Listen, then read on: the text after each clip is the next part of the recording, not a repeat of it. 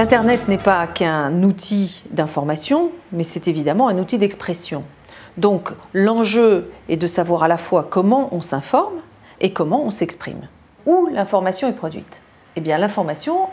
on ne la traitera pas et on ne l'appréhendera pas de la même manière si elle est produite au fin fond des États-Unis ou de l'Australie, ou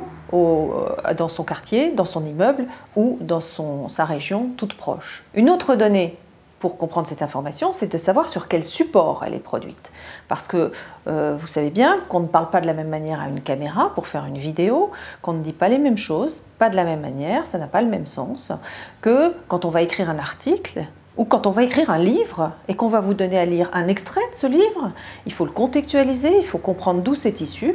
ou quand on va produire une remarque, un commentaire, par exemple dans un espace d'expression,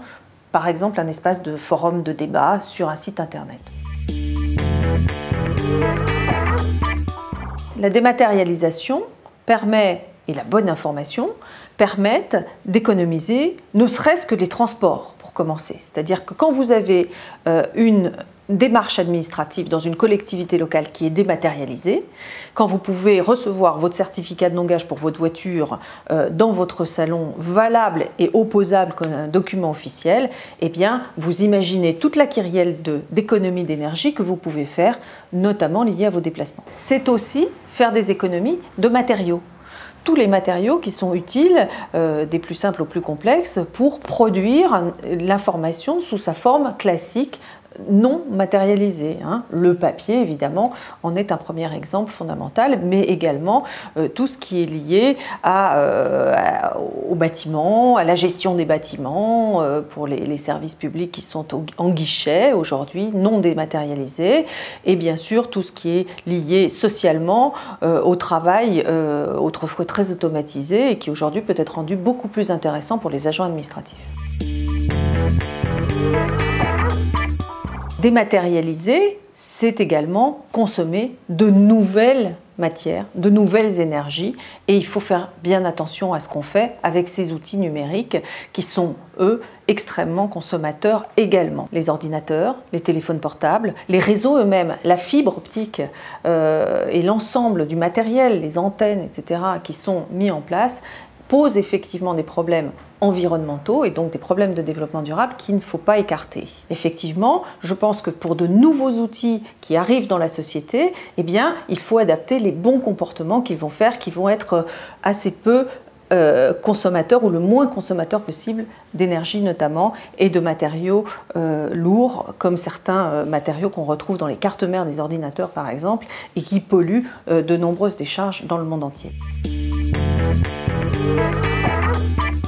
Alors ces outils ont un aspect formidable qui est la mémoire et l'inscription de quantité de supports qui aujourd'hui peuvent être numérisés, la richesse du patrimoine national, local, familial et mondial est en question. Donc évidemment c'est un outil de connaissance et d'histoire formidable, mais la contrepartie c'est que ces données, eh bien, elles nécessitent des stockages absolument colossaux dans ce qu'on appelle aujourd'hui des fermes, de véritables fermes de serveurs. Certaines sont installées sur les océans, sur des bateaux pour pouvoir être rafraîchies avec des enjeux liés à la chaleur, à l'eau, enfin des choses qu'on imagine encore très mal, mais dont on voit bien les enjeux environnementaux. Et cette question du stockage, eh bien, on en est chacun devant nos ordinateurs et devant nos téléphones responsables. Pour limiter les stockages, eh bien, il faut limiter l'utilisation de nos mémoires et trier nos documents. Dans un monde d'infobésité, comme on dit, où l'information nous envahit, eh bien, se dire que ce qu'on produit soi-même, on fait attention à le dater, à dire que c'est produit à telle date, et puis à telle date, ça a plus grande utilité. Finalement, le site que j'ai fait pour mon anniversaire d'il y a 3 ans, je peux le jeter, le détruire, c'est pas très grave, j'en garde 3-4 images qui feront mon album familial et ça suffira bien. Ce que je retiendrai avant tout, c'est le fait que ces réseaux numériques sont des outils d'expression. Ce sont des outils d'expression, des outils de partage, des outils de démocratie, des outils de faire ensemble le monde qui nous entoure, des outils de vivre ensemble dans nos villes, dans nos quartiers, dans nos immeubles, qui vont faire que naturellement, on va reprendre conscience que eh bien, notre liberté s'arrête là où commence celle des autres et que notre bonne consommation, elle s'arrête là où elle commence à détruire la planète.